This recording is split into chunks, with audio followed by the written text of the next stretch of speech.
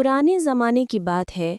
एक अजीम सल्तनत हुआ करती थी जिसका नाम नूरिस्तान था।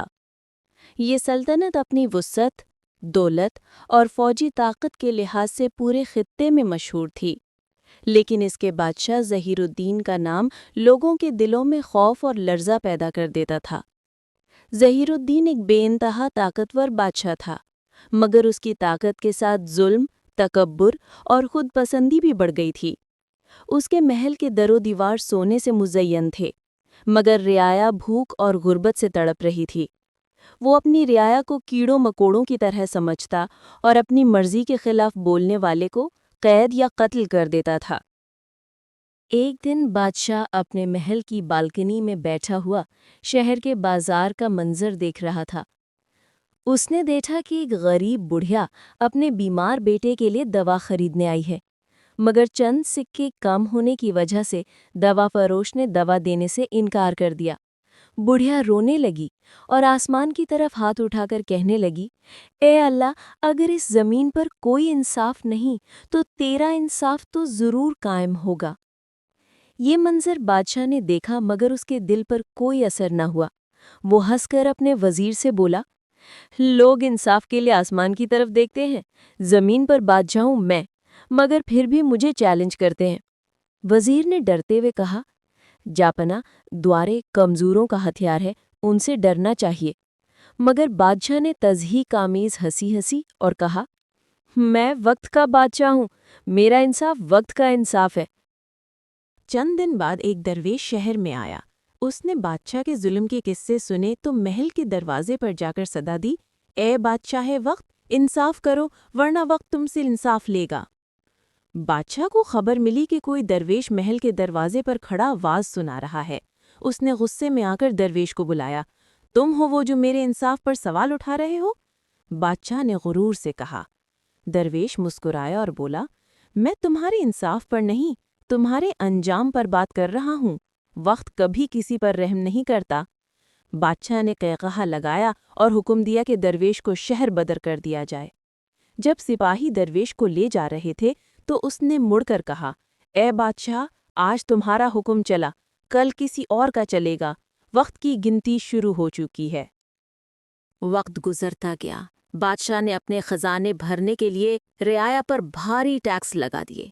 किसान रोते, मजदूर तड़पते, औरतें और बच्चे भूख से बिलखते, मगर महल में जश्न और नाच गाने की महफिलें जारी रहतीं। एक दिन बादशाह ने अपने फौजी अफसर को हुक्म दिया कि जो लोग टैक्स अदा ना करें उनके घर जला दिए जाएं। इसी दिन एक नौजवान किसान हमजा के वालिद को फौजियों ने मार डाला क्योंकि वो टैक्स अदा नहीं कर सका था। हमजा के दिल में इंतकाम की आग भड़क उठी। उसने कसम खाई कि वो इस जुल्म का बदला जरूर लेगा, चाहे अपनी जान चली जाए। हमजा रातों को छुपकर महल के करीब आता, बादशाह के गार्ड्स और उनकी नकलो हरकत का मुशाहिदा करता। एक रात वो महल की उकबी दीवार से अंदर दाखिल हो गया, मगर जब वो बादशाह के कमरे के करीब पहुंचा तो पकड़ा गया। बादशाह के सामने लाया गया तो बादशाह ने गुरूर से पूछा, कौन हो तुम? मेरे महल में घुसने की जुर्रत कैसे की? हमजा ने कहा, मैं वो रियाया हूँ जिसके बाप को तुमने मारा, जिसके आंसुओं पर तुमने कहकहा लगाया। आज मैं इंसाफ लेने आया हूँ। बादशाह ने गुस्से से चीख कर कहा, इंसाफ? इंसाफ बादशाह देता है, रियाया नहीं। हमजा ने जवाब दिया, नहीं बादशाह, इंसाफ वक्त देता है और तुम्हारा वक्त करीब है। ये सुनकर बादशाह ने जल्लाद को हुक्म दिया, इसे शहर के बीचों बीच लटका दो ताकि हर बगावत करने वाला इबरत पकड़े। चंद साल गुजरे, बादशाह बूढ़ा हो गया, मगर उसका जुल्म कम ना हुआ। एक रात वो महल की छत पर चढ़ा और फख्र से बोला, मैंने वक्त को भी मात दी, कोई मेरा कुछ नहीं बिगाड़ सका। अचानक आसमान पर बादल गरजे, बिजली चमकी और जलजले के झटके महसूस हुए। महल के सितून लरजने लगे। बादशाह भागा, मगर एक सितून गिरने से जख्मी हो गया।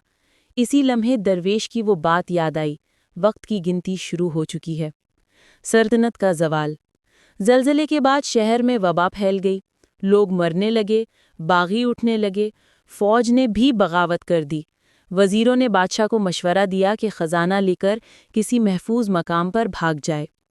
بادشاہ نے رات کے اندھیرے میں خزانے کے صندوق اٹھائے اور چند وفادار سپاہیوں کے ساتھ شہر چھوڑا، مگر راستے میں ڈاکوؤں نے حملہ کیا۔ سب مارے گئے، صرف بادشاہ زندہ بچا، مگر زخمی، بھوکا اور تنہا۔ چند دن بعد وہ ایک اجنبی گاؤں میں پہنچا، جسم پر چیتھڑے، ہاتھ میں بھیک کا پیالہ۔ کسی نے پہچانا نہیں کہ یہ وہی ظالم بادشاہ ہے جو کبھی ہزاروں فوجوں کا مالک تھا۔ وہ گاؤں کے کنارے ایک پرانے درخت کے نیچے بیٹھا بھیک مانگتا رہا۔ ایک دن ایک لڑکا اس کے پاس آیا اور روٹی دی۔ بادشاہ نے پوچھا، تمہارا نام کیا ہے بیٹے؟ لڑکے نے کہا، حمزہ، میرے دادا کو ظہیر الدین بادشاہ نے مارا تھا، لوگ کہتے ہیں وہ ظالم وقت کے ساتھ فنا ہو گیا۔ بادشاہ پر بجلی گر گئی، اس کے ہاتھ کانپنے لگے، آنسو اس کی آنکھوں سے بہنے لگے۔ اس نے آسمان کی طرف دیکھا اور کہا، اے وقت، تو سچا انصاف کرنے والا ہے، آج میں نے اپنا انجام دیکھ لیا۔ چند لمحوں بعد وہ وہیں زمین پر گرا اور دم توڑ گیا۔ گاؤں کے لوگوں نے اس کی لاش کو دفن کیا۔ کسی کو خبر نہ تھی کہ وہی شخص جو ماضی میں تخت پر بیٹھ کر فیصلے کرتا تھا، آج خود وقت کے فیصلے کے نیچے آ گیا۔ کئی سال بعد اس کے محل کے کھنڈر میں کتبہ ملا جس پر لکھا تھا، یہ قبر اس بادشاہ کی ہے جو سمجھتا تھا وقت اس کا غلام ہے، مگر وقت نے اسے غلام بنا دیا۔ وقت کبھی کسی پر ظلم نہیں کرتا، لیکن جب انسان اپنی طاقت میں مست ہو کر انصاف بھول جاتا ہے تو وقت اسے زمین پر لا کر انصاف کر دیتا ہے۔ ہر ظالم کو ایک دن اپنا انجام دیکھنا ہوتا ہے، کیونکہ وقت کا انصاف کبھی رکتا نہیں۔